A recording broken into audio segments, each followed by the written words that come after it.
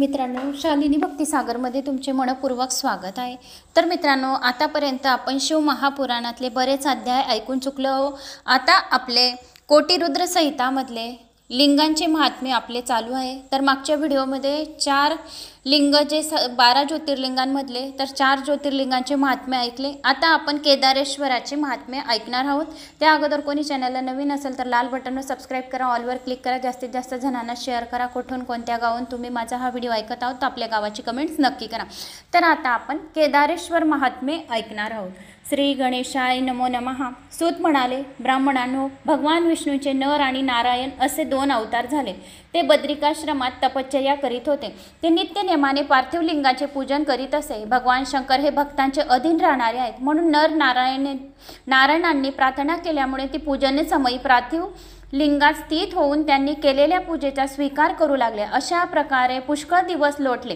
त्यांच्या आराधनेने शिवप्रभू संतुष्ट झाले। ते त्यांच्या सम्मुख प्रकट झाले व म्हणाले, मी तुमच्या समोर प्रसन्न आहे आणि तुमच्यावर खूप प्रसन्न झालो आणि समोर प्रकट झालेला आहे, तरी पण उत्तम वर मागून घ्या। शिवजींच्या दर्शनाने नर नारायणांना अतिशय आनंद झाला। त्यांनी भगवानांना नमस्कार केला व जगाच्या कल्याणाच्या उद्देशाने म्हणाले, हे महाप्रभू, तुम्ही आमच्यावर प्रसन्न असाल आणि आम्हाला वर देण्यास इच्छुक असाल तर या पार्थिव लिंगात निरंतर वास करा, एवढीच विनंती आहे। त्यांच्या इच्छेनुसार भगवान महेश्वर हिमालयातील केदार क्षेत्रात ज्योतिर्लिंग रूपाने स्थित झाले। नर नारायणांनी पूजन केलेले ते पार्थिव लिंग केदारेश्वर नावाने जगात प्रसिद्ध झाले। जो मनुष्य या ज्योतिर्लिंगांचे दर्शन घेतो, या ही कथा अध्याय महात्म्य श्रवण करतो, त्याची भक्तिभावाने पूजा करतो, त्यांचे सर्व मनोरथ पूर्ण होतात। त्याला स्वप्नात सुद्धा दुःखाची प्राप्ती होत नाही। यापूर्वी ज्या ज्या देवांनी या पुरातन ऋषींनी केदारेश्वराची पूजा केली, या महात्म्य ऐकले, त्यांना शिवकृपेने मनवंचित फलाची प्राप्त झालेले आहे। एकदा पांडव केदार क्षेत्री गेले होते, तेव्हा भगवान शंकरांनी आपल्या मायेने महेशाचे रूप घेतले आणि त्यांच्या समोर पडू लागले। तेव्हा पांडवांनी धावत जाऊन त्यांची शेपटी पकडली। तेव्हा तो खाली तोंड करून उभा राहिला। पंडुपुत्रांनी त्याला पुन्हा पुन्हा प्रार्थना केली। तेव्हा भक्तवत्सल्य शिवप्रभू त्याच रूपाने तेथे स्थित झाले। त्या रूपाचा शिरोभाग नेपाळात प्रकट झाला। पांडवांनी तेथे राहून त्यांची नित्य पूजा केली। त्यामुळे प्रसन्न झालेल्या शिवजींनी त्यांना अनेक वर दिले आणि पुढे जाण्याची आज्ञा केली। शिवजींच्या अनुग्रहाने ते दुःखी रहित झाले, त्यांना इच्छित फल प्राप्ती झाले। श्रोता हो, केदारेश्वर क्षेत्रात भगवान शंकराचा नित्य वास आहे। भारतवर्षातील लोक त्यांचे नुसते स्मरण सुद्धा करून घेतात, तरी त्यांना केदारेश्वर क्षेत्राचे पूजन केल्याची पुण्यफळाची प्राप्ती होते। जो भक्त केदारेश्वरच्या दर्शन घेऊन त्याचकडे अर्पण करतो किंवा तो त्या वलयुक्त स्वरूपाच्या दर्शनाने या स्मरणाने सुद्धा सर्व पापांपासून मुक्त होतो। जो मनुष्य बद्रीवनाची यात्रा करतो तो जीवनमुक्त होतो। येथे नर नारायणाचे आणि केदारेश्वराचे शंकराचे ज्योतिर्लिंगांचे दर्शन घेतल्याने हा महात्म्य श्रवण केल्याने सुद्धा मनुष्याला मोक्ष मिळतो। एकदा भक्त केदारेश्वर यात्रेसाठी निघाला आणि त्याला मार्गातच मृत्यू आला, तरी त्याला मुक्ती मिळते। जो रस्त्यात आहे आणि त्याला रस्त्यामध्ये केदारेश्वराची यात्रा करतो आणि यात्रा करता करता मृत्यू आला तर तो शिवलोकी जातो आणि त्याला केदारेश्वराची प्राप्ती होते। जो मनुष्य केदार क्षेत्री जाऊन केदारेश्वराची प्रेमपूर्वक पूजा करतो, त्याला तेथील जल अर्पण करतो, तीर्थ प्राशन करतो, त्याला कधीही जन्म घ्यावा लागत नाही। सर्व बंधनातून मुक्त होऊन तो परमपदाला प्राप्त होतो। केदारेश्वर शिवप्रभू हे सर्वांचे ईश्वर असले तरी भारतखंडाचे स्वामी आहे। त्यांचे महात्म्य अगाध आहे, म्हणून त्यांची नित्य नेमाने व श्रद्धेने पूजा करावी, सेवा आराधना करावी। या अध्याय ऐकल्याने धनधान्याची प्राप्ती होते। आता भीमासुराचा उपद्रव। सूत म्हणाले, ऋषींनो, आता मी तुम्हाला कामरूप देशात लोकहितासाठी प्रकट झालेल्या भीमशंकर ज्योतिर्लिंगांचे महात्म्य सांगतो। पूर्वी काळी भीम नावाचा महाबलाढ्य राक्षस होऊन गेला। तो कर्कटी राक्षसाच्या पोटी कुंभकर्णापासून उत्पन्न झाला होता।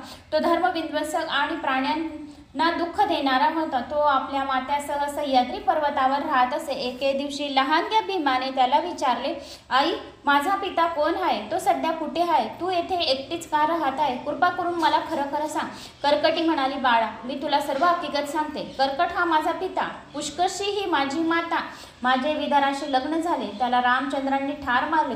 त्याच्या निधनानंतर मी माहेरी आले। एके दिवशी माझे माता पिता अगस्त्याच्या शिष्येला सुदक्षिणेला खाण्यासाठी गेले होते. त्यांनी संतप्त होऊन तपोबलाने त्यांना भस्म करून टाकले. त्यामुळे मी सर्वार्थाने निराधार आणि असहाय्य झाले. दुःख करीत एकटीच या पर्वतावर राहू लागले. एकदा रावणाचा भाऊ कुंभकर्ण येथे आला होता. तो बल आणि पराक्रमाने संपन्न झाला होता. मला पाहून त्याने जबरीने संगमागम केला. मग माझा त्याग करून लंकेला निघून गेला. त्यापासून मला दिवस राहिले. पुढे तुझा जन्म झाला. मी कधीही लंका नगरी पाहिली नाही. ती कोठे आहे हेही मला माहीत नाही. काही दिवसांनी राम प्रभूंनी कुंभकर्णासह रावणाचेही वध केल्याचे वृत्त समजले. त्यामुळे तेथे जाण्याचा प्रश्नच उरला नाही. मी तुझे संगोपन करीत येथेच राहून कालक्रमणा करू लागली. कर्कटीचे बोलणे ऐकून भीम राक्षसाला फार वाईट वाटले. तो स्वतःशीच विचार करू लागला, रामचंद्राने विरोधाला मारून माझ्या मातेला विधवा केले. त्यानंतर माझ्या पितालाही मारले. अशा प्रकारे त्याने माझ्या मातेला मला दुःखच दिले आहे. याचा सूड घेतलाच पाहिजे. मी कुंभकर्णाचा पुत्र असून तरी श्रीहरीला पीडा दिल्याशिवाय गप्प बसणार नाही. त्याच्या मनात विचारांचे काहूर माजले. निश्चय झाला होता, पण योग्य मार्ग सापडत नव्हता. या गोष्टी घडवून आणण्याच्या तर महान सामर्थ्य हवे असे. म्हणून लहानगा भीम तप करण्यासाठी घनदाट अरण्यात निघून गेला.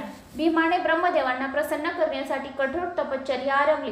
तो एका पायावर उभा राहून एक हात वर करून आणि सूर्याकडे दृष्टी लावून 1000 वर्ष तप करीत होता. त्या तपश्चर्याच्या प्रभावाने त्याच्या मस्तकावर भयानक तेज उत्पन्न झाले.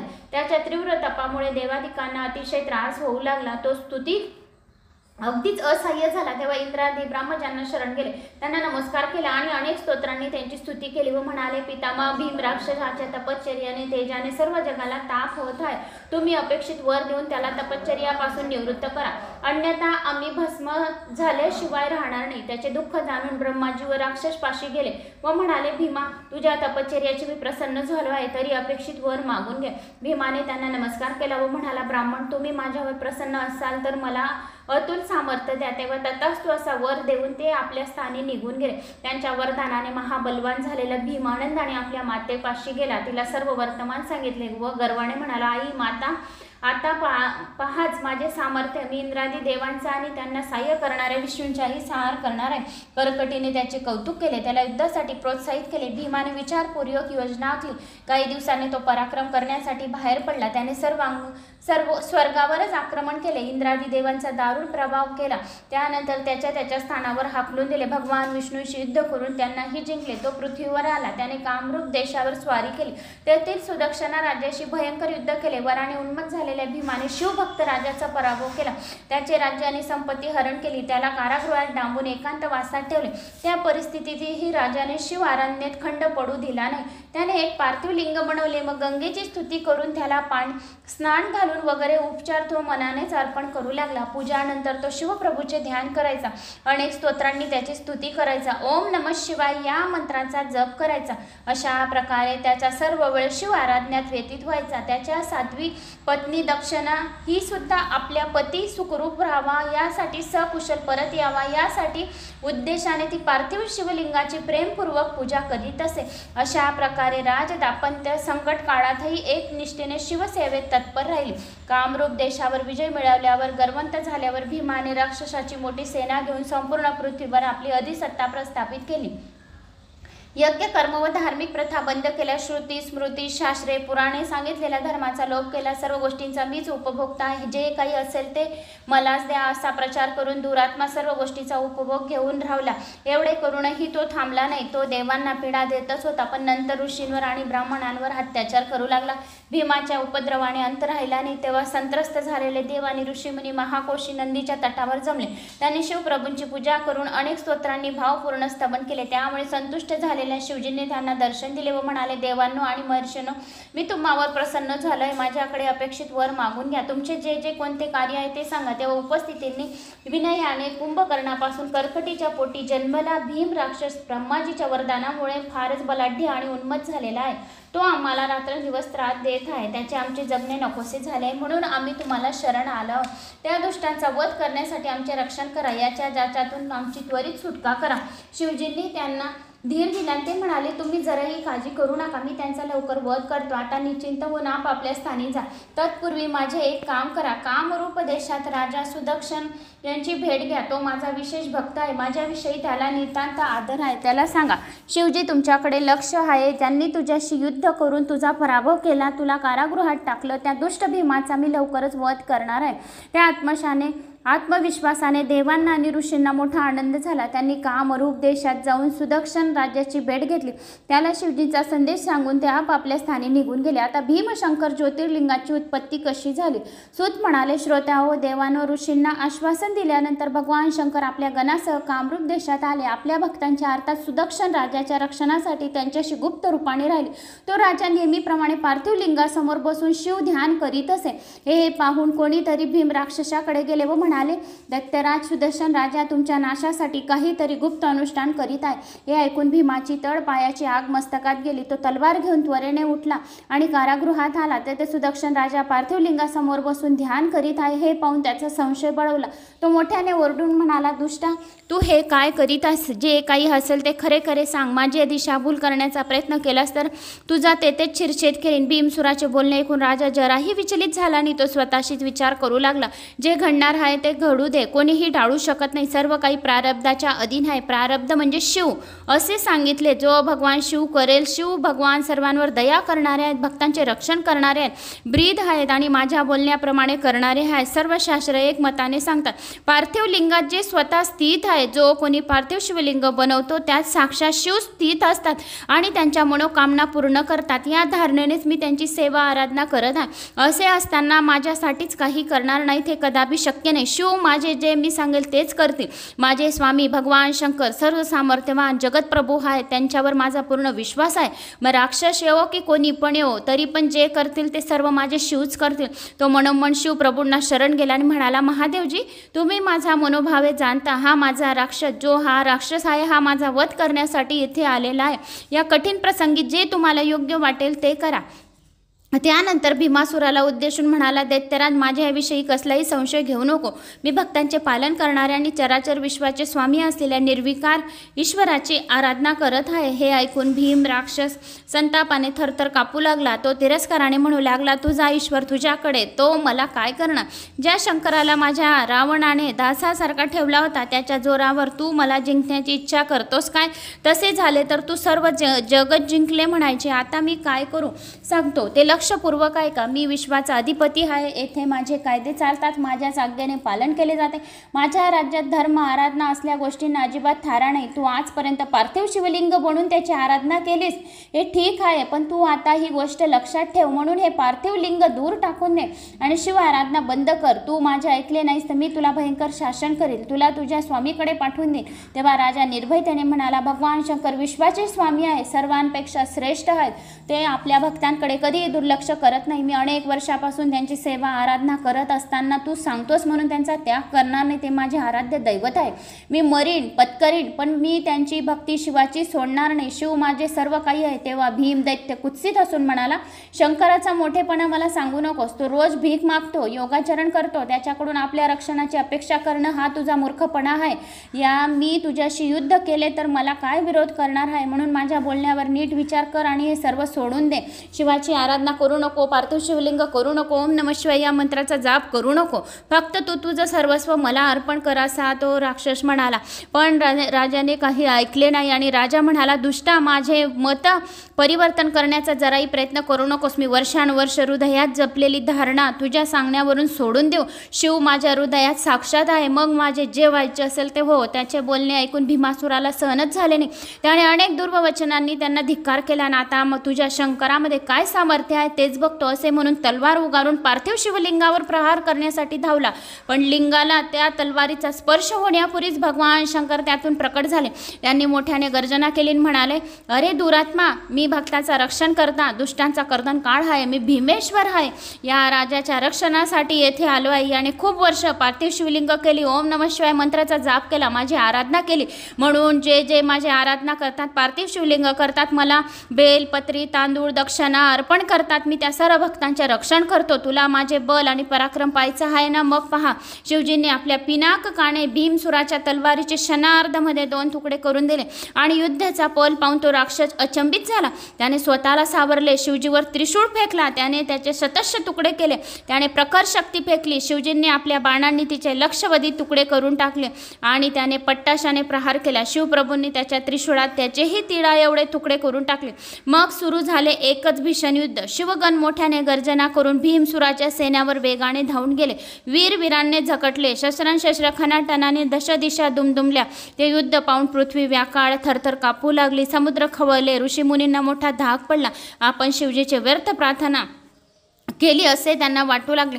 अशा प्रकारे सर्वत्र मोठा आकार माजला. पाहून नारदांना राहावले गेले नाही. ते त्वरेने शिवजीपाशी गेले आणि हात जोडून म्हणाले, नाथ, भीमासूर तुमच्यासमोर तृणासारखा आहे. शंकरांनी एका हुंकाराने भीमासुराला त्याच्या सेनेला क्षणार्धात भस्म करून टाकले. त्या भीमाचे भस्म कोणते याचा पताही लागला नाही. त्याची परिवारासह राग झाली. त्याची नावाची निशाणीही राहिली नाही. भीमासुराच्या वधामुळे इंद्रांद्री देवांना ऋषीजनांना खरोखर मोठे समाधान वाटले. जगाला स्वस्तता लाभली. तेव्हा देवांनी मुनींनी शिवजींची विशेष प्रार्थना केली, स्तुती केली. तुम्ही सर्वांचे हित करणारे आहात, म्हणून जगाच्या कल्याणासाठी येथे निवास करा. हा युद्ध न करणारा, दुःख देणारा कुत्सित देश आहे. तुम्ही येथे राहिलात तर तुमच्या दर्शनाने लोकांचे कल्याण होईल, म्हणून तुम्ही इथे भीमशंकर या नावाने प्रसिद्ध व्हाल आणि भीमशंकर या ज्योतिर्लिंग म्हणून तुम्ही इथे स्थापित व्हावे. ही भक्तांची कार्यसिद्ध करणारी आहे आणि आपत्तीचे निवारण करणारी आहे, सर्व संकटांचे निवारण करणारी आहे आणि लोकप्रिय अशी भीमशंकर ही शिवलिंग होऊन तुम्ही पूजनीय व्हाल. तेव्हा सर्वांच्या विनंतीला मान देऊन भगवान शंकरांनी दयाबुद्धीने तेथे भीमाशंकर या वास्तव्याने तेथे कायमस्वरूपी वास्तव्य केले आणि सर्व भक्तांचे ते लिंगांच्या दर्शनाने त्यांचे समस्त इच्छा कामना पूर्ण करतात, म्हणून या लिंगाला भीमाशंकर असे म्हटले गेले आहे. आता वाराणसी आणि विश्वेश्वराचे महात्म्य. सूत म्हणाले, ऋषीनो, आता काशीमध्ये काय वास्तव्य आहे? शिव महाप्रभूंचे काशीत कुठले वास्तव्य आहे? सूत म्हणाले, ऋषींनो, आता मी तुम्हाला महापातकाचा नाश करणारे विश्वेश्वर काशी विश्वनाथ ज्योतिर्लिंगांची महात्म्य सांगतो. या जगात दृष्टीगोचर होणाऱ्या सर्व वस्तू सच्चिदानंद स्वरूप, निर्विकार, सनातन ब्रह्मस्वरूप आहे, कैवल्य रहित आहे. परमेश्वराला जेव्हा जेव्हा अनेक होण्याची इच्छा झाली तेव्हा तेव्हा सगुण या रूपाने प्रकट झाले. त्याला शिव असे म्हणतात, म्हणून ते शिवाचे पुरुष आणि स्त्रीरूप झाले. त्याला पुरुषालाही शिवची संज्ञा आहे आणि स्त्रीला ही शक्ती म्हणून संबोधले जाते. त्याचा सच्चिदानंद स्वरूप शिव आणि शक्तीने स्वतः अदृश्य राहून पुरुष आणि प्रकृती यांना उत्पन्न केले. त्यांना आपले माता पिता दिलेत नाही म्हणून ते संशयात पडले. तेव्हा त्यांना निर्गुण परमात्म्याची वाणी ऐकून तुम्ही दोघांनी जगाच्या उत्पत्तीसाठी तपस्या केली तरच सृष्टीचा विस्तार होईल. तेव्हा पुरुष आणि प्रकृतीने विचारले, हे प्रभू, हे शिव तुमच्या आज्ञेनुसार आम्ही तपश्चर्या करू, पण त्यासाठी योग्य. आणि प्रकृतीने विचारले, हे प्रभू, शिव तुमच्या आज्ञेनुसार तपश्चर्या करतात, पण त्यासाठी योग्य स्थान दिसत नाही, आम्ही काय करावे? तेव्हा निर्गुण शिवजींनी सर्व तेजाचे सारस शोभावी अशी एक निरांतर सुंदर नगरी तयार केली. ही 5 कोस विस्तीर्ण आहे, सर्व साधनांनी युक्त आहे आणि तिला आकाशात पुरुषाजवळ स्थित केली. पुरुषाने म्हणजे श्रीहरीने तीत वास्तव्य करून सृष्टी निर्मितीच्या इच्छेने अंगातून जलधारा वाहू लागल्या. त्या पाण्याने शून्य आकाश व्यापून गेले. तेथे दुसरे काहीच दिसत नव्हते. तेव्हा विष्णूंनी ही काय अद्भुत वस्तू आहे असे म्हणून आश्चर्याने मस्तक हलवले. त्यावेळी त्याच्या कानातून एक मणी खाली पडला. तो ज्या ठिकाणी पडला ते स्थान मणिकर्णिका नावाचे प्रसिद्ध झाले. विष्णूच्या कानातून जो मणी पडला त्या स्थानाला मणिकर्णिका नाव असे तीर्थ देण्यात आले. जो कोणी मणिकर्णिका या तीर्थाचे नुसते नामस्मरण बी करून घेते तरी त्याची मोठी मोठी पर्वते सारखे संकटे तर दूरच जातात, पण त्याला पुण्यफळाची प्राप्ती होते. शून्याकाशात भरलेल्या पाण्यामुळे निर्गुण शिवजींनी उत्पन्न केलेली ही नगरी हेलकावे खात वाहू लागली व बुडू लागली. तेव्हा शिवजींनी तिला आपल्या त्रिशूळावर धारण करून स्थिर केली. त्यानंतर श्रीहरींनी प्रकृती नामक स्त्रीसह तेथे शयन केले. तेव्हा शिव इच्छेने त्याच्या नाभी कमळातून ब्रह्मदेव उत्पन्न झाले. त्यांनी शिवजीच्या आज्ञेने 50 कोटी योजन विस्तीर्ण ब्रह्मांड 14 भुवनाची रचना करून अद्भुत सृष्टी निर्माण केली.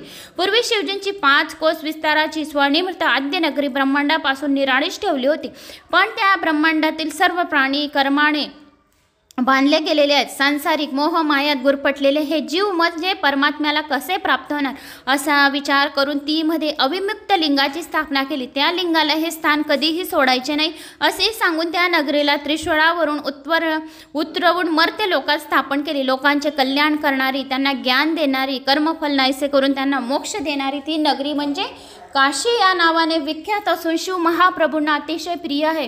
ती अविनाशी आहे, अर्थात ब्रह्माजीचा दिवस संपला तरी ती नाहीशी होत नाही। प्रलय काळातून शिव प्रभू तिला आपल्या त्रिशूळावर धारण करतात। ब्रह्माजी सृष्टीची रचना करतात तेव्हा तिची पहिली जागा स्थापना करतात आणि ती नगरी मनुष्याच्या कर्माचे कर्षण करते म्हणून तिला काशी असे म्हणतात। आणि तेथील अवमुक्तेश्वर लिंग महापापी माणसाला मुक्ती देणारे आहेत, मोक्षदायक आहे। अन्य क्षेत्रामध्ये जीव मात्रांना स्वरूपाधिक मुक्ती मिळवणारे आहेत। काशी काशी असे सुद्धा म्हटले तरी आपल्याला अर्धपुण्य काशी क्षेत्रामध्ये तीर्थ केल्याच्या यात्राचे पुण्य फळाची प्राप्ती होते म्हणून काशीमध्ये सायुज नामक सर्वोत्तम मुक्तीच प्राप्त होते। ज्यांना कोठेही गती मिळण्याची शक्यता नाही त्यांना वाराणसीत गती मिळते। ही महापुण्यदायक काशी पंचक्रोशी कोट्यावधी हत्यांचे पातके नाहीसे करणारी आहे। ब्रह्महत्या तर दूरच पण कोट्यावधी आपण जर पाप केलं असेल तरी ह्या काशी महात्म्याचे नुसते अध्याय श्रवण केल्या मात्रने पातके नाहीसी करतात आणि नगरीत मृत्यू यावा अशी सर्वजण प्रार्थना करतात की काशी नगरीमध्ये आम्हाला मृत्यू यावा अशी प्रार्थना करतात। म्हणजे काशीमध्ये मृत्यू आल्या म्हणजे शिवलोकाची प्राप्ती होते आणि काशीमध्ये आपल्याला स्थान मिळते। ती नगरी भोग आणि मोक्ष देणारी आहे, दोन्ही गोष्ट देणारी आहे म्हणून ब्रह्मदेव, श्रीहरी, सिद्ध योगी, मुनी, त्रैलोक्यातील सर्व निवासी नेहमी प्रशंसा करतात। तिचे महात्म्य अगाध आहे। दिवसातून एक वेळा तरी काशी असे तरी म्हटले तरी आपल्याला अनंत पुण्य फळ देणारी आहे, ते कोणीही वर्णन करू शकत नाही। तरी माझ्या बुद्धीनुसार तिच्याविषयी थोडे बहुत सांगण्याचा मी प्रयत्न करते। कैलासपती शंकर आतून सत्वगुणी आणि बाहेरून तमोगुणी आहेत। ते कालग्नी रुद्र म्हणून विख्यात आहेत। निर्गुण असूनही कार्यनिमित्त प्रकट झालेले शिवजीचेच सगुण साकार रूप आहेत। असो पण एकदा कालाग्नी रुद्रदेवांनी निर्गुण शिवजींना वारंवार नमस्कार केला व म्हणाले, महादेवजी मी तुमचाच आहे, माझ्यावर कृपा करा, माझी एक विनंती मान्य करा। तुम्ही भक्तवत्सल्य आहात, दयाचे आणि करुणाचे भांडार आहात, मुक्ती देणारे आहात, सर्वांची अभिष्ट कामना पूर्ण करणारे आहात। तुम्ही काशी नगरीला आपली राजधानी करा, तेथे उमेसह निवास करून भक्तांचे कार्य पूर्ण करा, लोकांचा उद्धार करा। त्या निमित्त अवमुक्ताने शर्षपूर्ण डोळ्यांनी निर्गुण शिवजींनी तेथे निवास केला आणि करण्याची विनंती केली। तो म्हणाला, देवादिदेव तुम्ही कालरूपी रोगावरील दिव्य औषध आहात, त्रैलोक्याचे अधिपती आहात, ब्रह्मा विष्णू आदी देव तुमची सेवा आराधना करतात। तुम्ही पाप परोपासाठी तेथे येथे निवास करा, अचित्त सुखाच्या प्राप्तीसाठी तुमचे ध्यान करत मीही तेथे स्थिर बसून राहील। हे ब्राह्मणो, विश्वनाथाने प्रार्थना केल्यावर सर्वेश्वर शिवजींनी जगाच्या कल्याणासाठी काशीमध्ये निवास केला आणि त्या दिवसापासून ती नगरी सर्वश्रेष्ठ झाली, तिची कीर्ती अत्यंत वाढली। काशी पुण्यमयी क्षेत्र आहे। काशी वाराणसी विश्वेश्वराचे महात्मे। ऋषी म्हणाले, सुजी आता आम्हाला परम पवित्र वाराणसीचे अवमुक्त ज्योतिर्लिंगांचे महात्मे सांगण्याची कृपा करा। तेव्हा सूत म्हणाले, ऋषींनो तुम्ही लोकहिताच्या उद्देशाने फार चांगली माहिती विचारली आहे। पूर्वी पार्वतीने भगवान शंकरांना या संदर्भात प्रश्न केला होता, त्यावर शिवजीने ते निरूपण केले होते, तेच मी तुम्हाला सांगणार आहे। ते म्हणाले, पार्वती वाराणसी हे माझे शिवलोक प्राप्तीची वाराणसी हे माझे गोपनीय क्षेत्र आहे। सर्व प्राण्यांना मुक्ती देणारे आणि सर्वात आवडणारे स्थान म्हणजे काशी विश्वनाथ आहे। हे सिद्धगण माझ्या व्रताचे आचरण करतात तर शिवलोकाची प्राप्ती होते। जो कोणी काशी क्षेत्राचं ह्या महात्म्याचे सुद्धा जो कोणी श्रवण मात्र त्याच्या सर्व इच्छा पूर्ण होतात आणि शिवलोकाची प्राप्ती होते। आणि नाना प्रकारची चिन्हे धारण करून जितेंद्रिय, जितात्मा आणि नित्य महायोगाचा अभ्यास करतात। भोग मोक्षरूपी फल देणारे आणि वेदनांनी प्रतिपादन केलेले या उत्तम महायोगाचे नाव पशुपात आहे। तर प्रिये, आता मला वाराणसी का प्रिय आहे ते ऐक। येथे राहायला मला का आवडते? वाराणसीमध्ये काशीमध्ये मला सर्वात जास्त राहायला का आवडते ते सांगतो। माझे भक्त आणि माझे तत्व जाणणारे विज्ञानी दोघेही मुक्तीला पात्र आहेत। त्यांना कोणत्याही तीर्थाला जाण्याची आवश्यकता नाही, त्या तीर्थाची ठिकाणी जर गेले, काय न काय गेले या काय सारखेच आहे. जर तुम्ही त्या तीर्थाच्या ठिकाणी गेले ते जीवन मुक्तच होत असतात, म्हणून त्यांना कुठेही मृत्यू आला तरी त्यांना मोक्षाची प्राप्ती होईल. जो कोणी वाराणसी, काशी, विश्वनाथाचे सुद्धा त्याने नामस्मरण करून घेतलं आणि त्याला कुठेही मृत्यू आला तरी त्याला मोक्षाचीच प्राप्ती आहे. मी अगदी ठामपणे सांगत आहे. हे परमशक्ती, हे उमे, आता या सर्वोत्तम अविमुक्त क्षेत्राचे काय वैशिष्ट्य आहे ते सांगतो. या नगरीत कोणत्याही वर्णश्रम धर्माच्या या कोणत्याही वयाच्या व्यक्तीस मृत्यू आल्यास तिला मोक्षच प्राप्त होतो. पवित्र किंवा अपवित्र, कुमारिका किंवा विवाहिता, विधवा, वंद्या, गरोदर, रजस्वला, पतिव्रता, व्याभिचारिणी, डाकिनी, पिशानी कोणतीही स्त्री असो, तिला जर वाराणसी, काशी, विश्वनाथमध्ये मृत्यू आल्यास तीही मोक्षाची भागीदारीण होते, यात संशय मुळीच नाही. फार काय सांगावे तर सदेज, अंडज, उद्दभीज किंवा जारज कोणत्याही लोकांनी चतुर्विध जीव कोटीमधील कोणत्याही प्राण्याला म्हणजे तिथं मृत्यू आला म्हणजे त्याला मोक्षाचीच प्राप्ती आहे. येथे मरणारा ज्ञानी होतो की अज्ञानी होतो, भक्त होता की अभक्त होता हे त्याला काहीच माहिती नाही, पण त्याला वाराणसीमध्ये मृत्यू आला म्हणून त्याला मोक्षाचीच प्राप्ती आहे. आणि सत्कर्म होता की दुष्कर्मी होता, संस्कृत होता का निरक्षर होता, का कोणाचा अपमान करणारा होता का नीच होता, देवधर्माला मानणारा नव्हता, नामस्मरण कधी करणारा नाही होता, तरीही त्याला मृत्यू आला तरी त्याला मोक्षाचीच प्राप्ती आहे. जर नामस्मरण, भजन, पूजन करत होता की नाही होता, करत बी होता आणि नाही बी करत होता, काही केले पाहिजे या नाही केले पाहिजे, तरीही तो या काशी विश्वनाथ क्षेत्राचे पुण्य पावन क्षेत्रात जर मरण पावतो, तो कसलाही असला, कोणत्याही व्यभिचरणाचा असला तरी त्याला मोक्षाचीच प्राप्ती मिळते. प्रिये, अशा प्रकारे माझे वास्तव्य असलेली काशी नगरी दिव्य आणि अति गोपनीय आहे. ब्रह्मादिक देव तिचे महात्म्य जाणू शकत नाही. नैमिष्य अरण्यदी सर्व तीर्थांमध्ये ही नगरी श्रेष्ठ आहे. नैमिष्य अरण्य हे सर्व तीर्थांमध्ये अगदी श्रेष्ठ अरण्य आहे, म्हणून हिला अविमुक्त क्षेत्र असे म्हणतात. या पवित्र क्षेत्राचे काय वर्णन करू. सत्य हे धर्माचे सार आहे, समता हे मोक्षाचे सार आहे, त्याप्रमाणे अविमुक्त क्षेत्र सर्व तीर्थाचेच आहे. म्हणून मनुष्याने स्वच्छतेने काहीही कर्मचरण करत असला तरी त्याला मृत्यू आला आणि तो कधीही जन्म मरण रूपी चक्रात सापडत नाही. म्हणून मुनिजन प्रयत्नपूर्वक काशी नगरीचे सेवन करतात, अविमुक्त लिंगरूपी सदाशिवाचे ध्यान करतात. उमे, जो मनुष्य ज्या अपेक्षेने येथे तपश्चर्या करतो, या इच्छा धरून तो काशी क्षेत्राला जातो, त्याची इच्छा संपूर्ण पूर्णच होते आणि त्याचे सर्व मंगलमयच होते. त्याची ती इच्छा निश्चित पूर्ण होते, कारण काशी क्षेत्र हे अत्यंत पवित्रमय आणि पुण्यमय क्षेत्र आहे. त्याला पाहिजे असेल ते स्थान त्याला प्राप्त होते. मुक्ती हवी असेल तर मुक्तीची प्राप्ती होते. देह त्याग करणाऱ्याला कसल्याही कर्मबंधन नाही. ब्रह्मा, विष्णू, सूर्य, देव, ऋषी, मुनी, महात्मे हे सर्वजण येथे राहून माझी उपासना करतात, शिव करतात, शिव आराधना करतात आणि येथे मृत्यू येणाऱ्याच विषय सक्त म्हणजे धर्मपरायण मूक प्राण्यांना गर्भवास सोसावा लागत नाही. जो काशी क्षेत्रामध्ये जर त्याला मृत्यू आला तर त्याला गर्भवास सोसावा लागत नाही. जो गर्भवासात 9 महिने ज्याला यातना सोसाव्या लागतात ते सर्व जास्त यातना गर्भवासामध्ये सोसाव्या लागतात, म्हणून त्याला गर्भवास कधीही सोसावा लागत नाही. मग अभिमान रहित, ईर्ष्यारहित, धैर्यवान, पुण्यवान लोकाविषयी काय बोलावे, ते माझ्यातच विलीन राहतात. योग्यांनो, हजारो जन्मांनी मोक्ष प्राप्ती होते, पण तेथे प्राण त्याग केल्यास एकाच जन्मात मोक्षाची प्राप्ती होते आणि त्याला शिवलोकाची प्राप्ती होते. पार्वती, या क्षेत्रात भक्तांनी अनेक लिंगे स्थापन केली आहे. ती सर्व मनोकामना पूर्ण करणारी आहे, मोक्ष प्रदान करणारी आहे. 4 दिशांना 5-5 कोस विस्तार असलेले क्षेत्र सर्व बाजूंनी मोक्षदायक आहे. एकदा प्राणी काय मृत्यू समय येथे आला तर त्याचे परम भाग्य समजावे की त्याचा मृत्यू तिथे झाला. येथे मृत्यू येणाऱ्या निष्पाप मनुष्याला तत्काळ मोक्ष मिळतो, पण पापी मनुष्याला त्याच्या पापाच्या प्रायश्चित्ता करता यातना भोगल्यावरच मोक्ष मिळतो. जो पापी आहे त्याने खूप काही पाप केलेले आहे, तो मृत्यूनंतर त्याचे पाप भोगल्यानंतर त्याला मोक्षाची प्राप्ती होते. जर काशीत पण आला आणि खूप काही पाप केले आहे त्याने, तर त्याने पाप भोगितल्यानंतरच नरक यातना भोगल्यानंतरच त्याला मोक्षाची प्राप्ती होते.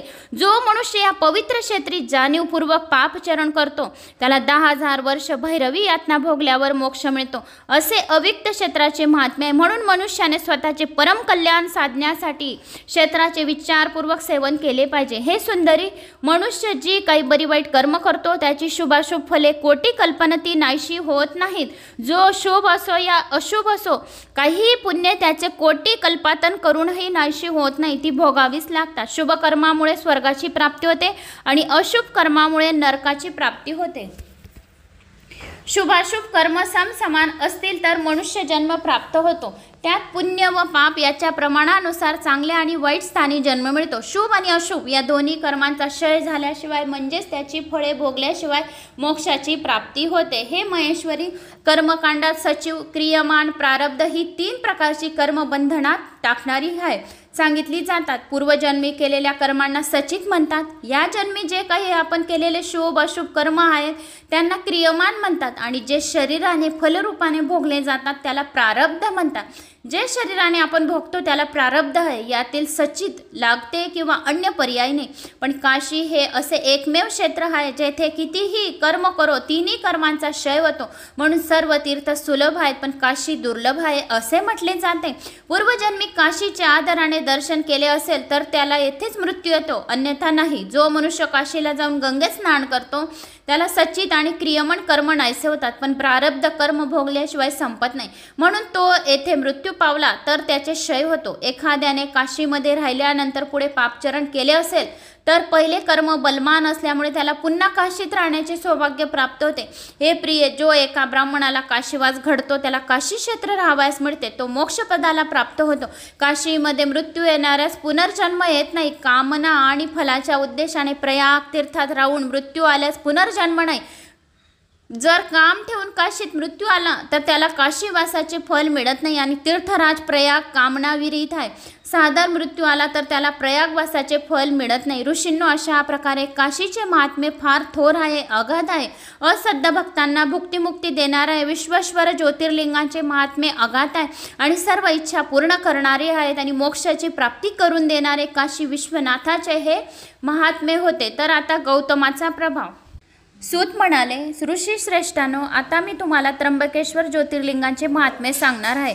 तर त्र्यंबकेश्वर हे एक लिंग अत्यंत महत्त्वाचे आहे. तर या संदर्भात व्यास महर्षीजींनी मुखातून जे काही ऐकले आहे तेच तुम्हाला मी सांगणार आहे. पूर्वी गौतम नावाचे श्रेष्ठ ऋषी होऊन गेले. त्यांची पत्नी अहिल्या मोठी धार्मिक होती. त्या ऋषींनी दक्षिणेकडील ब्रह्मगिरीवर निवास करून 10,000 वर्ष तपश्चर्या केली होती. एकदा त्या प्रांतात 100 वर्ष पाऊसच पडला नाही. अतिभीषण दुष्काळामुळे लोक अक्षरशः त्रासून गेले. कोठेही पाण्याचा टिपूस दृष्टीत पडला नव्हता. मग हिरवे पान कोठून दिसणार. शेवटी तेथे राहणारे मुनी, मनुष्य, पशुपक्षी तेथून निघून गेले. या भयंकर परिस्थितीत ऋषी आणि ब्राह्मण प्राणायामात तत्पर होऊन कशी बशी कालक्रमणा करू लागले. तेव्हा गौतमींनी 6 महिने विशेष तप अनुष्ठान करून वरुणाला प्रसन्न करून घेतले. वरुणांनी त्यांना दर्शन दिले आणि वर मागण्यास सांगितले. गौतमांनी त्याला पाऊस पाडण्याची विनंती केली. तेव्हा तो म्हणाला, ब्राह्मण, महादेवाची आज्ञा उल्लंघन मी पाऊस पाडू शकत नाही. हे सर्व महादेवच करू शकतील, कारण महादेवाच्याच आज्ञेवर मी पाऊस पण पाडू शकतो. तुम्ही चतुर आहात, माझी मर्यादा जाणता, म्हणून तुम्ही दुसरे काही मागा, मी अवश्य देईन. गौतम म्हणाले, वरुण देव, मला ज्या गोष्टीची नितांत आवश्यकता आहे तेच मी तुमच्याकडून मागत आहे, कारण की मला पाऊसच पाहिजे आहे. येथे भयंकर दुष्काळ पडला आणि इथे पावसाची खूप गरज आहे. चराचर विश्व व्याकुळ झाले आहे. येथील जीवमात्राचे कष्ट आणि दुःख दूर व्हावे म्हणून मी तुम्हाला पाऊस पाडण्यास खूप विनंती करत आहे. जलदान हे जीवनदान आहे, अक्षय आणि दिव्य फल देणारे आहे. तुम्ही जलराशीचे स्वामी आहात वरुण देव, म्हणून मला पाणी द्या आणि पाऊस पाडा. वरुण म्हणाला, ठीक आहे, तुम्ही एक खडा तयार करा. गौतमांनी तत्काळ 1 हातभर खोल खड्डा केला आणि जलदीप वरुणाने ते पाण्याने भरून टाकले व म्हणाला, मुनिवर्य, या खड्यात अक्षय पाणी राहील. हे पाणी तुमच्यासाठी तीर्थरूप होईल. ते तीर्थ तुमच्या नावाने विख्यात होईल. येथे केलेले दान, हवन, तप, देवपूजन, पित्रांची श्राद्ध अक्षय फलदायी होईल. वरुणाने निजकृपेने पाण्याची व्यवस्था केली म्हणून गौतमांना फार आनंद झाला. त्यांनी त्यांची स्तुती केली. त्या स्तुतीने प्रसन्न होऊन वरुण आपल्या स्थानी निघून गेले. श्रोत्यावर, अशा प्रकारे श्रेष्ठ आणि उत्तम पुरुषाचा आश्रय घेतल्याने मनुष्यांना गौरवाची प्राप्ती होते. म्हणून असे महात्म्य ओळखता आले पाहिजे. त्याच्या सत्संगीचा लाभ घेता आला पाहिजे. मोठ्यांच्या संगतीने मोठेपणा आणि हलक्याच्या संगतीने हलकेपणा प्राप्त होतो. उत्तम पुरुषांना दुसऱ्याचे दुःख सहन होत नाही. ते स्वतः कष्ट सोसतात. दुसऱ्यांचे दुःखाचे निवारण करण्याचा कसोशीने प्रयत्न करतात. वृक्ष, चंदन, ऊस हे जसे दुसऱ्यांना उपयोगी पडण्यासाठीच उत्पन्न झाले आहेत, तसेच महात्मा पुरुषही दुसऱ्यांना उपयोगी पडणे हेच आपले जीवन कर्तव्य मानतात आणि परोपकार करत राहतात. दयाळू, निरभिमानी, उपकारी आणि जितेंद्रिय पुरुष हे पुण्यस्तंभ आहे. या 4 खांबाच्या आधारावरच पृथ्वी टिकून आहे, स्थिर आहे. असो, जीवनाला अवश्य असलेले पाणी उपलब्ध झाल्यानंतर गौतम ऋषी आपली नित्य नैमित्तिक कर्मे लावली आणि सर्वत्र जलसिंचन करून त्यामुळे तेथील वन परिसर हिरवगार व टवटवीत दिसू लागला. हे वर्तमान कळताच तेथील स्थलांवर केलेले शुभ कर्मपरायण ऋषी आपले बायको मुले शिष्यासह तेथे परत आले. पशुपक्षी सुखाने विहार करू लागले. अक्षय जलस्रोत उपलब्ध झाल्याने त्या भूभागाचा काय पलाट झाला. अशा प्रकारे गौतमाच्या प्रभाने आनंदाने भरून गेले. आता गौतमांना गोहत्येचा दोष लागला. सूत म्हणाले, ऋषीजनो, एकदा गौतमांनी आपल्या शिष्यांना पाणी आणण्यासाठी पाठवले. ते कमंडलू घेऊन खड्ड्यापाशी गेले. तेथे अनेक ऋषी स्त्रिया पाणी नेण्यासाठी आल्या होत्या. त्यांनी गौतमाच्या ऋषींना हटकवले. त्या म्हणाल्या, दूर व्हा, आम्ही तुम्हाला पाणी भरून द्या, मग तुम्ही द्या. त्यामुळे शिष्याचा नाईलाज झाला. ते पाणी न घेताच आश्रमात परतले. त्यांनी गौतम पत्नी अहिल्याला सर्व वृत्तांत सांगितला. तिने त्यांना धीर दिला आणि स्वतःच पाणी आणण्यासाठी गेली. ते पाणी गौतमांना दिले. त्यानंतर ती रोजच पाणी आणू लागली. कमंडूलभर पाणीसाठी ती रांग लावत गेली, पण गौतमांना दिले रांग लावत नसे. त्यामुळे ऋषी स्त्रियांना राग आला. त्यांनी अहिल्याशी भांडण केले. तिची निंदा करून आश्रमात गेले. आपापल्या पतींना सर्व हकीकत उलटीच सांगितली. त्यामुळे ते भडकले. त्यांनी गौतमांसह देण्याचा निश्चय केला आणि आपला हेतू सिद्ध व्हावा म्हणून त्यांनी गणेशाची आराधना केली. तेव्हा भक्ताधीन राहणाऱ्या गणपतींना त्यांना दर्शन दिले व म्हणालो, ऋषींनो, मी तुमच्यावर प्रसन्न आहे. तुमचे कोणते कार्य करायचे आहे ते सांगा. तेव्हा ऋषी म्हणाले, देवा, तू आमचे कार्य करण्यास उत्सुक असशील तर असा काही उपाय कर की ज्या योगे येथील सर्व ऋषी गौतमाच्या विरोधात जातील आणि त्याची निर्भत्सना करून त्यांना येथून हाकलून देतील. त्याचे बोलणे ऐकून गणपतीला मोठे आश्चर्य वाटले. त्यांनी समजवण्याचा प्रयत्न केला आणि ऋषींना म्हणालो, ऋषींनो, तुम्ही जे काही करत आहात हे योग्य नाही. एखाद्याचा काही अपराध नसताना त्याच्यावर राग काढणे हानिकारक असते. गौतमांनी तुमच्यावर उपकार केला आहे तरीही त्यांना दुःख द्यायला तुम्ही कसे युद्धूत झाला. कृतज्ञपणा आहे. असे करणे म्हणजे स्वतःचा नाश होडून घेणे असे माझे स्पष्ट मत आहे. म्हणून गौतमांना त्रास देण्याचा विचार सोडून द्या आणि माझी आराधना करा. हे शुभ कर्माचे उत्तम फल आहेत म्हणून करून घ्या. स्वतःचे अहित करून घेऊ नका. पण अज्ञानात गुरफटलेल्या ऋषींचे मन वळेना. ते म्हणाले, गजानना, गौतम ऋषीवर आमचा राग आहे. त्यांना धडा शिकवल्याशिवाय आम्हाला शांतता लाभणार नाही. म्हणून आम्ही जे सांगतो तेच तुम्हाला सांगत आहे. आम्हाला दुसरे काही नको. त्याचा हट्ट पाहून गणपतीने दीर्घ निश्वास टाकला, पण म्हणाले, शेवटी ब्रह्माजींनी जे सांगितले तेच खरे आहे. दुर्जन कधीही सज्जनपणे वागत नाही आणि सज्जन कधीही दुष्टपणा करत नाही. पूर्वी भीषण दुष्काळामध्ये तुम्ही सर्वांची अन्ननादशा झाली होती. उपासमारीने महादुःख होत होते. तेव्हा महर्षी गौतमांनी पाण्याची व्यवस्था करून तुम्हाला सुखी केले. हे विसरलात वाटतं. त्यांना सुख द्यायचे सोडून तुम्ही दुःख द्यायला तयार झालात. ते काही बरोबर नाही. तुम्ही स्त्रीवश होऊन माझ्या बोलण्याकडे दुर्लक्ष करू नका. कारण गौतमाच्या विरोधात तुम्ही जे काही कराल त्यांना हितकारक होणार नाही. आम्ही वैरभावाने त्यांना किती त्रास दिला तरी तुमच्या सुखासाठी धडपड करते, यात शंका नाही. म्हणून त्यांच्याशी कपट करू नका. मी पुन्हा पुन्हा सांगतो, अजूनही वेळ गेलेली नाही. नीट विचार करा आणि तुमच्या कल्याणार्थ दुसरा वर मागून घ्या. गणपतीने ऋषींना समजवण्याचा खूप प्रयत्न केला, पण ते हट्ट सोडत नाही. तेव्हा गणपती उदासीन होऊन म्हणाले, ठीक आहे, जशी तुमची इच्छा. तुमच्या मनात जे काही आहे ते मी करेन. पुढे जे होणार असेल ते हो. त्यानंतर ते अंतर्धान पावले. गौतम ऋषी मनात कोणत्याही कपटभाव न ठेवता आपल्या पत्नीसह नित्यकर्म करीत होते. त्याच्या आश्रमाजवळ जावाचे सेत होते. एके दिवशी गणपतीने दुर्बळ गायीचे रूप घेतले आणि ती शेतात शिरून उभे पीक खाऊ लागली. तेवढ्यात गौतमाचे आगमन झाले. त्याने गायीला पाहिले. मग ते तेथेच पडलेल्या गवताच्या काही काड्या गोळा केल्या. ते जुडगा हातात घेऊन तो तिला हाकलू लागले. तेव्हा काड्यांचा स्पर्श होताच ती गाय त्याच्यासमोर खाली पडली आणि गतप्राण झाली. गौतमाचे द्वेष करणाऱ्या ऋषींनी हेच हवे होते. ते आपल्या स्त्रियांना तेथे गोळा झाले आणि छद्री हास्य करत, गौतमांनी हे काय केले? यासारख्या तपस्व्याकडून गोहत्या घडलीच कशी? गोहत्येसारखे महापातक नाही असे म्हणत त्यांना दूषणे देऊ लागली. गौतमही विस्मित झाले होते. त्यांनी अहिल्याला बोलावून घेतले आणि व्यथित होऊन म्हणाले, भद्रे, भगवान शंकर माझ्यावर रागावले आहेत म्हणून माझ्याकडून हे दुष्कर्म घडले. मला गोहत्येचे पातक लागले. आता मी काय करू? कोठे जाऊ? कोणाला सांगू? गौतमांना शोक करताना पाहून अन्य ऋषीचे चांगलेच पावले. ते त्यांना वाटेल तसे बोलले. त्यांची उघडबी निर्भत्सना केली. त्यांच्या स्त्रियांनी अहिल्यावरचे तोंड सुख घेतले आणि दुर्वचांनी तिला अपार दुःख दिले. गौतमाचे दुष्ट बुद्धीचे शिष्य त्यांच्या विरोधात गेले. सर्वजण त्यांचा धिक्कार करू लागले आणि म्हणाले, तुझ्यासारख्याला आपले तोंड जगाला दाखवू नको. तू महापापी आहे. गोहत्या गोहत्या करणारा आहे, गोहत्या करणाऱ्याचे दर्शन झाले तर सचेल स्नान करावे लागते. तू येथे असेपर्यंत आम्ही दिलेली बली देव आणि पित्तर ग्रहण करणार नाही. आता तू समाजात राहण्याच्या योग्य राहिला नाही म्हणून आपले तोंड काळे कर. परिवारासह येथून चालता हो. आता जराही थांबू नको.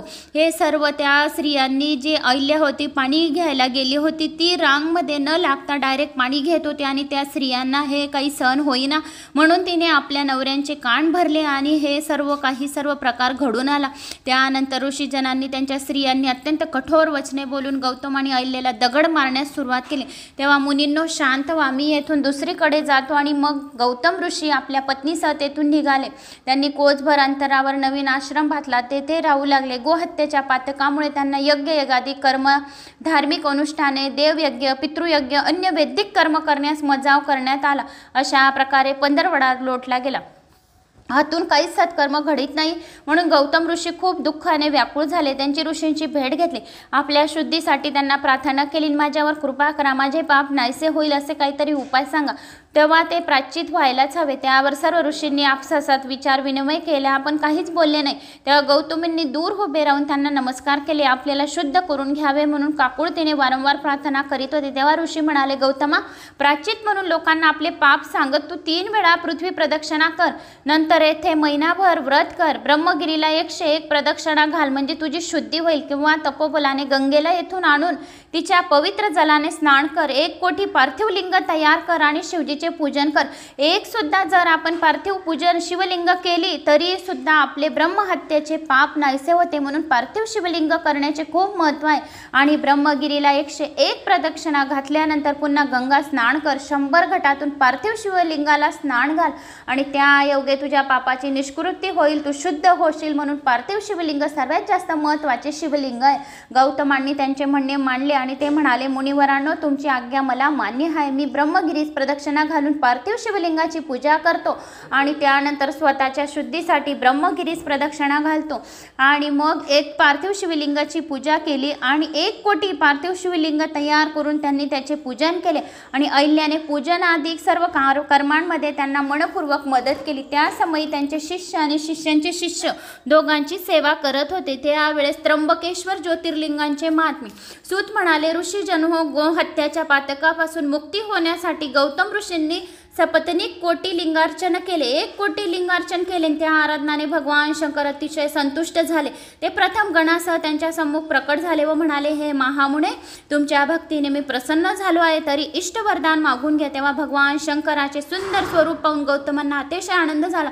त्यांनी शिवजींना भक्तिभावाने नमस्कार केला. प्रसन्न चित्ताने त्यांची स्तुती केली. हे प्रभू, माझ्याकडून गोहत्या घडली आहे, हे पातक नाहीसे करा. शिवजी म्हणाले, मुनिवर्य, तुम्ही धन्य आहात, कृतकृत्य आहात, स्वार्थाने निष्पाप आहात. माझ्या भक्तीत तत्पर असलेल्या तुमच्या दर्शनाने लोकांचे पाप नाहीसे होते. मग तुमच्याकडून पापाचरण कसे घडणार? तुमच्याकडून गोहत्या घडलीच नाही. दुष्ट ऋषींनी तो प्रकार कपटाने घडून आणला होता. त्या दुरात्म्याने तुमच्यावर अत्याचार केला आहे, त्यामुळे तेच आता पापी झाले आहे आणि दुराचारी झाले आहे. त्यांच्या दर्शनाने दुसऱ्यांना सुद्धा पाप लागेल. त्यांनी तुमच्याशी जो कृतकपणा केला आहे त्या दुष्कर्माला प्रायश्चित नाही, त्याचा कधीही उद्धार होणार नाही. शिवजीचे बोलणे ऐकून गौतमांना मोठे आश्चर्य वाटले. त्यांनी भक्तिपूर्वक नमस्कार केला. हात जोडून म्हणाले, महादेवजी, त्या ऋषींनी माझ्यावर उपकार केला आहे, कारण त्यांनी कपट केले नसते तर मला तुमचे दर्शन घडले नसते. त्यांनी माझ्यासाठी हे कल्याणकारीच कार्य केले आहे, कारण त्यांच्यामुळेच मला हे कोटी शिवलिंग तयार केले आणि तुमचे दर्शन झाले. त्यांच्या दुराचारामुळे माझा फायदाच झाला. गौतमाचे बोलणे ऐकून शिवजींना परम संतोष वाटला. त्यांनी त्यांच्याकडे कृपादृष्टीने पाहिले आणि म्हणाले, मुने, तुम्ही खरोखर धन्य आहात. सर्व ब्राह्मणांमध्ये ऋषींमध्ये श्रेष्ठ आहात. मी तुमच्यावर प्रसन्न झालो आहे. तुम्ही माझ्याकडून उत्तम वर मागून घ्या. तेव्हा गौतम म्हणाले, भगवान, माझ्या बाबतीत जे घडले ते घडले, यात माझा काही दोष नव्हता.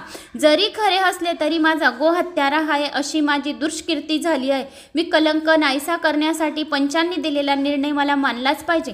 त्यांनी मला गंगेला येथे आणून तीत स्नान करण्यास सांगितले आहे, तर त्याचे म्हणणे मी मान्यही केले आहे. तुम्ही माझ्यावर प्रसन्न असाल तर लोकांवर उपकार करण्यासाठी मला गंगा द्या. गौतम ऋषींनी शिवजींचे पाय धरले, त्यांना वारंवार नमस्कार केला आणि तेव्हा भक्तवत्सल शिवप्रभूंनी स्वर्ग आणि पृथ्वी यात केलेल्या गंगेशिवाय तसेही विवाह प्रसंगी ब्रह्माजींना दिलेल्या गंगाजलाशिवाय ते गंगाजल शिल्लक होते ते सर्व गौतमांना दिले. ते गंगाजल परमसुंदर श्री रूपाने तेथे प्रकट झाली. गौतमांनी तिची स्तुती केली, तिला नमस्कार केला व म्हणाले, गंगे तू सर्व लोकांना पावन करणारी आहे म्हणून तुला शरण आली आहे. तू नरकात पडणाऱ्या पामराला लोकांना शुद्ध करणारी निष्पाप कर. शिवजी म्हणाले, हे देवी तू माझ्या आज्ञेने गौतमांना पवित्र कर. गंगा म्हणाली, ठीक आहे, मी या श्रेष्ठ ऋषींना यांच्या परिवाराला पावन करून आपल्या स्थानी जाईल. शिवजी म्हणाले, गंगा एवढी घाई करू नकोस. वैवस्त म्हणून 28वे कलयुग पूर्ण होईपर्यंत तू येथेच राहा. वैवस्त म्हणजे खूप काही वर्षापर्यंत तुला येथेच राहायचंय. म्हणून गंगा म्हणाली, हे प्रभू माझे महात्म्य सर्व नद्यांपेक्षा जास्त श्रेष्ठ राहील, अधिक राहील आणि माझे गंगा नामस्मरण करणाऱ्याला आणि ऐकणाऱ्याला सुद्धा पापातून मुक्त करणारी आहे आणि पुण्यमयी आहे. म्हणून माझा सर्वात जास्त अधिक होणार असेल पुण्यमयी. तुम्ही अंबिकेसह आणि गणांसह येथे राहणार असाल तरच मी येथे राहील. तेव्हा शिवजींनी तिचे म्हणणे तत्काळ मान्य केले. ते म्हणाले, गंगे तू चतुर आहेस. तू तुझ्याहून मला असं वाटतं मी तुझ्याहून सुद्धा भिन्न नाही, पण तुझ्या इच्छेनुसार येथे राहील आणि तूही येथेच राहा. तू शुभ वचन ऐकून गंगेला अतिशय आनंद झाला. तिने शिवजींची पूजा केली, त्यांची मनोभावे स्तुती केली. इतक्यात देव आणि पुरातन ऋषी तेथे आले. अनेक प्राचीन तीर्थ, अनेक पवित्र नद्या मनुष्य रूप धारण करून तेथे आली आणि त्यांनी भगवान शंकर गौतम ऋषी यांचा गंगेचा जय जयकार केला. त्यांच्या आदराने पूजा केली, विनम्र भावाने त्यांची स्तुती केली. त्यामुळे प्रसन्न झालेली गंगा आणि शंकर या उद्देशाने म्हणाले, देवांनो तुमची मनात जी इच्छा असेल ती वर मागा. हा अध्याय ऐकणाऱ्याला आणि श्रवण करणाऱ्याला आणि वाचणाऱ्याला सर्व इच्छा कामना पूर्णच होतील असे देव म्हणाले. हे जगत प्रभू महादेवजी आणि नद्यांमध्ये श्रेष्ठ असलेली हे गंगेचे चरित्र सर्व इच्छा पूर्ण करणारे आहेत आणि प्रसन्न करणारे आहेत. तर आमच्या या मानवांच्या हितासाठी येथेच वास्तव्य करावे. गंगा म्हणाली, तुम्ही मला येथे राहावयास सांगत आहे, पण जगाच्या कल्याणासाठी तुम्ही पण येथे राहत नाही. मी गौतमाच्या पापशलनासाठी आले होते, पण काम झाल्यावर येथून जाणार आहे. पण येथे राहून माझा विश्वसन्मान होणार असेल तर माझे महत्त्व वाढण्यासाठी तुमच्याकडून खरोखरच काही प्रयत्न केले जाणार असतील तर मी येथे राहते. तेव्हा देव एकमुखाने म्हणाले, हे गंगे, हे महादेवी, तू आणि शिवप्रभूंनी जगावर उपकार करण्यासाठी आणि आमच्या हितासाठी निवास करावा. म्हणून गुरु सिंह राशीत प्रवेश केल्यानंतर तो तेथे असेपर्यंत आम्ही सर्वजण येथे राहून 11 वर्षपर्यंत जगाचे पाप धुवून मलिन झालेले आम्ही तुझ्या पवित्र जलात त्रिकाळ स्नान करू. भगवान शंकराचे दर्शन घेऊ. सिंहस्थ पर्वतावर जे सिंहस्थ पर्वतातील पुण्यकर्मांनी आम्ही पापमुक्त होऊन तुझ्या आज्ञेने आपल्या स्थानी जाऊ. याप्रमाणे देवांनी आणि महर्षी ऋषींनी गौतमांनी प्रार्थना केल्यावर गंगा आणि भगवान शंकर यांनी तेथे निवास केला. गंगा ही गौतमी नावाने शिव महाप्रभू त्र्यंबकेश्वर ज्योतिर्लिंगाच्या रूपाने जगाचे कल्याण करू लागली. या दोघांची सेवा केल्याने ये महात्मे त्र्यंबकेश्वर ऐकल्याने महापातके नष्ट होतात, सर्व मंगलमय होतं. सुख समृद्धी धनाची धान्याची संपूर्ण सर्व इच्छा मंगलमय होतात. तेव्हापासून जेव्हा जेव्हा गुरु सिंह राशीत असतो तेव्हा सर्व देव, सर्व तीर्थ, पुण्यक्षेत्र, पुष्करादी सरोवर, सर्व नद्या गौतमी तटावर येतात आणि निवास करतात. हे पुण्यफळ निवास करतात आणि जोपर्यंत त्यांचे वास्तव्य असते तोपर्यंत त्यांचे मूळ स्थानावर केलेल्या सत्कर्माचे पुण्यफल मिळत नाही. हे सर्व तीर्थक्षेत्र स्वस्थानी परतल्यावर उपासकांना त्यांचे सेवेचे पुण्यफलाची प्राप्ती होते. ऋषींनो, गौतमीच्या म्हणजेच गोदावरीच्या काठी असलेले त्र्यंबकेश्वर ज्योतिर्लिंग महापातकांचे नाश करणारी आहे, विशेष प्रसिद्ध आहे. जो मनुष्य त्याचे भक्ती भावनेने दर्शन करतो, या महात्म्याचे श्रवण करतो, त्याला वंदन करतो, त्यांचे पूजन करतो, नाना विविध स्तोत्रांनी त्यांची स्तुती करतो, तो निष्पाप होतो. आणि हे ज्योतिर्लिंग भक्तांना अभिष्ट देणारी आहे, त्यांचे मंगल कामना पूर्ण करणारी आहे, परमलोकी उत्तम गती देणारी आहे. मुनेश्वरांनो, अशा प्रकारे तुम्ही जे काही मला विचारले ते मी सर्व काही तुम्हाला सांगितले आहे. आता काय ऐकण्याची इच्छा आहे ते मला सांगा. तर मित्रांनो, ही राहिली त्र्यंबकेश्वर लिंगाची कथा. जर तुम्हाला आवडली असेल तर एक लाईक करा, चॅनलला सबस्क्राईब करा. कुठून कोणत्या गावाहून तुम्ही माझा व्हिडिओ ऐकत आहोत तर नक्की गावाची कमेंट्स करा. जय श्री महाकाल. शेअर करायला विसरू नका. आपापल्या ग्रुपवर 10 जणांना बी शेअर केले तरी पुण्यफळाची प्राप्ती होईल. जय Shri Mahakal. Like, subscribe, comments.